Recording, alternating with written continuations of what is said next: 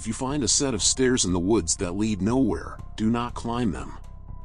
I took a deep breath and slowly put down the gun from my head. Today is the 5th year since Nadia disappeared. It's hard to believe it's been that long. We had so much time ahead of us, so much life to live together. But everything changed 5 years ago when we found those mysterious stairs. Without Nadia, my life feels empty. I don't have any family or friends to keep me connected to the world. So, every year on the night she went missing, I go back to the place where it happened with my 6-shooter and a bottle of vodka. I let the forest decide if I should live for another year or be with her, wherever she is. Now that I know I have another year to go, I'll share how I ended up at rock bottom. I need to tell this story while I still have the courage, even though I don't know why. Tomorrow, I'll wake up with a huge headache and no memory of tonight's events. I've always lived on the edge of Bear Creek National Park. It's not a real name to keep people from searching for the bad things that happen here. It's safer that way. Before Nadia and I were together, I lived in a cabin with my dad. I miss him a lot. He died 8 years ago because of cancer, and it really hurts. Funny enough, I met Nadia at a coffee shop on my way back from visiting Dad's grave. When she came up to me and asked if the seat across from me was free, I instantly really liked her. Her eyes were deep blue, like the ocean, and her long, brown hair flowed down in waves. And that smile of hers. When Nadia smiled, it felt like time stopped, just for a moment, so everyone could enjoy how beautiful it was. After that day, we were always together. In just a month, we started dating. In 9 more months, we were living in my cabin together. And in 1 more year, we were supposed to get married. We even had a date and a place picked out. I was so happy. But everything changed in an instant. I really wish I never took her there. I first saw those strange stairs when I was 7. Dad always warned me never to climb them. That wasn't a problem because the stairs felt creepy, like they were really scary. It seemed like anyone who went up them would be so scared they might not make it back. I remember that day like it was yesterday. I was playing in the woods near our cabin when I saw them, black, twisty metal stairs going up about a story high. They didn't lead to anything, they just stopped. All these stairs are like that. They come in different sizes and shapes, but they all share one thing: they don't go anywhere. And they're never in the same spot twice. They just appear. We don't know how or why, and honestly, we don't want to find out. Most of us, at least. Nadia wanted to know, and trying to find out cost her everything. Come on, baby, just a bit more. I want to see the sunset, Nadia complained when I suggested going back. Nadia, I know you want to explore, but we forgot flashlights, and our phones don't have good batteries. I don't want us bumping into trees all the way home. Oh, okay, you win. I'll go back this time. But promise we can come back tomorrow, she asked, sticking out her bottom lip and looking at me with puppy dog eyes. I have to admit, it worked. All right, I'll bring you back here tomorrow. But only if you, I stopped talking, fascinated by what I saw.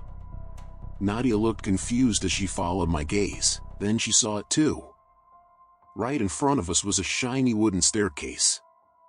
I felt a weird feeling in my stomach the moment I saw it. It looked really out of place, like a mouse in a fish tank. What is that thing? Nadia whispered, still staring at it. It's nothing. I'll tell you later, I said, grabbing her hand and leading her in the opposite direction. Ouch, Jason, let go. Why are you making a big deal out of this?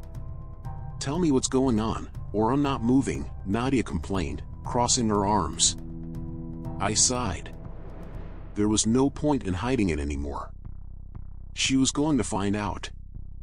Okay, it's going to sound weird, but please listen. Ever since I lived here, and really, ever since anyone lived here, people find strange staircases in the forest. They appear and disappear a lot. And you never find one in the same place twice. The stairs are like a warning. Something bad happens if you climb to the top, but nobody knows exactly what.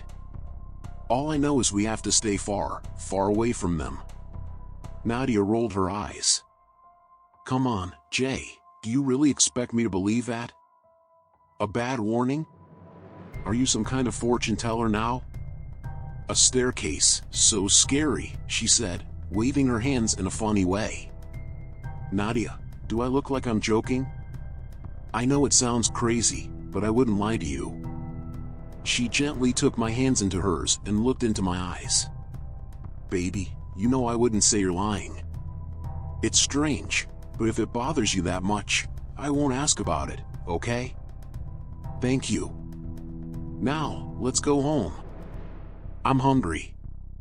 Once we were away from that strange thing, I felt the tension go away. It was like a fog had lifted. I fell asleep that night with a belly full of dumplings and only thinking about the small girl cuddled in my arms. The stairs were gone from my mind, just like always, until the next day. We both had the whole day off, and before I knew it, Nadia was pulling me back down the same path to watch the sunset. Butterflies fluttered in my stomach as we got to the place where we saw the stairs the day before. Even so, Nadia noticed it first. Hey, isn't this the same spot you pulled me away from yesterday? Those stairs, they're gone. See? I told you they're a bad sign. Do you believe me now? I never said I didn't. It's just a weird thing, you know? Like seeing a unicorn. You don't really expect to find it, or in this case, not find it. It's a lot to think about. I didn't know what to say. She was right with what she said. But the stairs were not unicorns. No, they were something much scarier. We kept walking without talking until we finally got to where we wanted to be. That night will always stay in my head. The sky looked like a painting, all purple, pink, and orange behind some light, fluffy clouds. It was the most beautiful thing I'd ever seen. We stayed there even after the sun went down, looking up at the stars lighting up the night sky. Thanks for keeping your promise. Today was great, Nadia yawned, putting her head on my shoulder. Every day with you is great. Thanks for getting me out of the house. This really was amazing. I love you so much. You're welcome, bonehead. I love you too, Nadia giggled sleepily, struggling to keep her eyes open. Okay, sweetheart, I think it's time to go back. You can hardly stay awake. Just a little longer. You're so comfy, she said, burying her face in my chest. My heart felt really happy in that moment. What did I do to have such an awesome girl? All right, let's go, I said, picking up my tired girlfriend. If your legs won't move, I have to carry you. Oh no, how terrible. What will I do? She joked, putting her arms around my neck. Nothing. Just stay still and let me dash. I stopped walking suddenly. I felt a dry lump in my throat as sweat started to form on my forehead. In the darkness among the trees, my flashlight shone on a big, bulky thing. They were back. Jason, what's wrong? You look pale, Nadia said, following where my flashlight pointed until she saw what had caught my attention. There were old, worn-out concrete steps going up to nowhere. They seemed to call to me, asking me to climb them. Just one step. Just one, that's all. Jason, I feel it now. What you were talking about yesterday, I feel it. It's all wrong. They shouldn't be here, Nadia whimpered, fear showing in her eyes. Yeah, you're right, I said, turning away from the scary stairs. Just don't look at it. We're going to be okay. This time, I wasn't as relieved once we got away from the staircase's tempting pull. I'd never seen the stairs 2 days in a row before. They usually showed up randomly, not with any pattern, so seeing them again made me uneasy. Nadia and I didn't talk about the stairs again that night. We were both really tired and just wanted to get some good rest. I wasn't going to let a dumb staircase ruin our sleep. Nadia was already snoring when I joined her in bed, and I fell asleep as soon as my head hit the pillow. If only we could have made it until morning. Maybe then she'd still be here. I woke up in a totally dark room. Nadia wasn't in her spot in bed. At first, I wasn't worried. Sometimes she went to the bathroom in the middle of the night. But I didn't want to go back to sleep until she was next to me. I waited and waited, but she didn't come back. After what felt like a really long time, I finally called out. "Hey, babe, are you coming back to bed soon?" I got no answer. That's when I started to feel really scared. Nadia never ignored me like this. I jumped out of bed and hurried to the bathroom. It was empty. My heart was beating super fast, like a jackhammer. Loud sirens were going off in my head, telling me something was wrong, and I didn't know what to do. I searched the whole cabin, but Nadia was nowhere. Then, in all the chaos, I got an idea. Why didn't I think of it before? Nadia's phone was gone from the table, but I could find her using the Find My Friends app. I quickly unlocked my phone and opened the app. I had to make sure she was okay. I found Nadia's icon on the app. She was close. It said she was just a few hundred feet from the cabin. I put on shorts and rushed out into the cold night.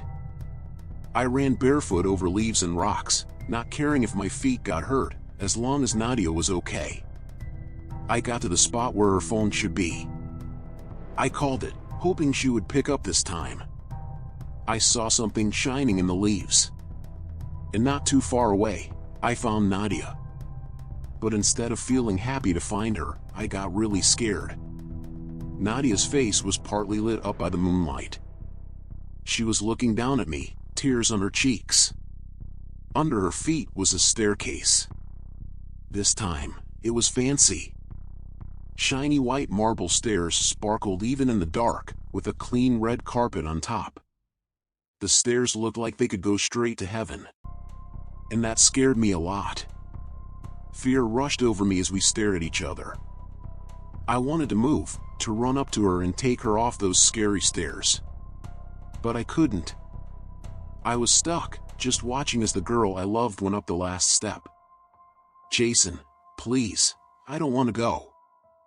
I love you, and I want to stay with you forever." I had to check. I could feel them calling me. "Please, don't let them take me." Nadia cried a lot, and she reached out to me. I wanted to hold her, to say things would be okay, but I couldn't. I had to watch, feeling really scared, as Nadia took that one last step to the top.